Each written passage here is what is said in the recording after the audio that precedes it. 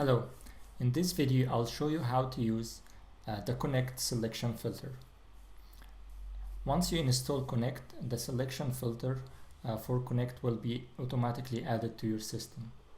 To access those selection filter, you can choose from the drop-down menu here for selection filter, or you can open the selection filter itself.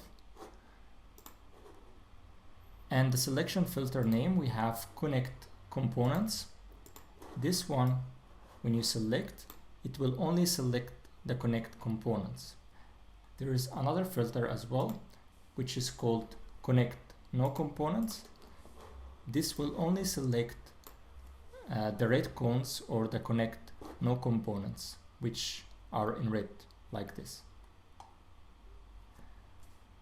That's it, and thank you for watching.